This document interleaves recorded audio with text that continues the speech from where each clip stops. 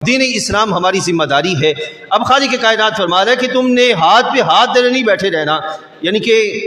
سست اور کاہل اور اس طرح بن کے بیٹھ جاؤ، یہ کام نہیں کرنا، بلکہ وجاہدوا فی اللہ، آگے بڑھو، معاشرے کے اندر اپنا کردار ادا کرو۔ لیکن کردار کس کی طرف ادا کرنا ہے؟ فی اللہ، اللہ تعالیٰ جل وعلا کی طرف، اس کی رضا پانے کے لیے، اس کے دین کی سربلندی کے لیے اور اس کے نظام کی بالا تری کے لیے۔ اور پھر فرمایا کہ وہ کوشش جو کرنی ہے وہ کتنی کرنی ہے؟ فرمایا حق کا جہادی، اس طرح کوشش کرنی ہے جیسے کوشش کرنے کا حق ہوتا ہے، یعنی کہ جملہ پہلوؤں کے اعتبار سے۔ اس کی میں ایک مثال دیتا ہوں کہ اگر کسی بندے کے پاس مالی طور پہ کمی آ رہی ہو تو وہ کیا کرے گا؟ اس کمی کو پورا کرنے کے لیے جس نظام میں ہے وہ اس نظام میں دوسرے نظام بھی ملائے گا، دیکھے گا کہاں کمی ہے، کہاں تھوڑا ہے معاملہ، کہاں نقص رہ گیا ہے، میں اس کو پورا کرنے کا اہتمام کروں۔ تو اسی طرح دینی جو معاملات ہیں یا اللہ کے دین کی سربلندی کا معاملہ، اس میں بھی وہ اپنی طرف سے پوری طریقے سے کوشش کرے کہ کمی کا سلسلہ وہ نہ رہنے دے۔ رب کائنات فرماتا ہے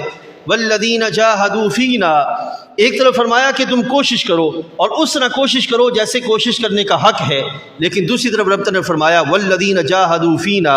جو ہماری طرف کوشش کرے گا، ہمارے رستے کی طرف بڑھنے کا اہتمام کرے گا،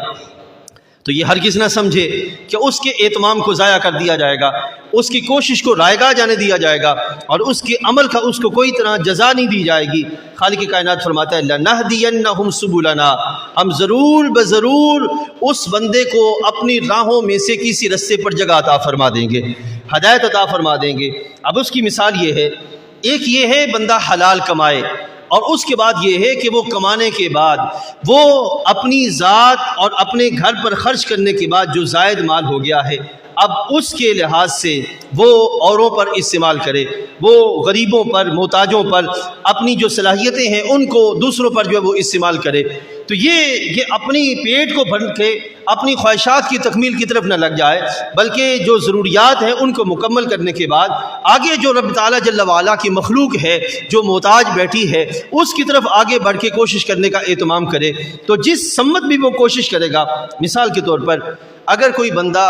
اس طرف چل پڑے کہ میں جو پیاسے ہیں ان کو پانی پلانے کا اہتمام کرتا ہوں، اگر یہ ہے کہ کوئی یہ کہے کہ میں بھوکے ہیں ان کو کھانا کھلانے کا اہتمام کرتا ہوں، اگر یہ کوئی کہے کہ کسی کو اپنے مال کے اعتبار سے حاجت ہے تو میں اس کو مال کے لحاظ سے کمی پوری کرتا ہوں، یا یہ کہ کسی مقام پر دینی اعتبار سے، دین کی تبلیغ کے لحاظ سے اور رسول اللہ صلی اللہ علیہ وسلم کے نظام کی سربلندی کے لحاظ سے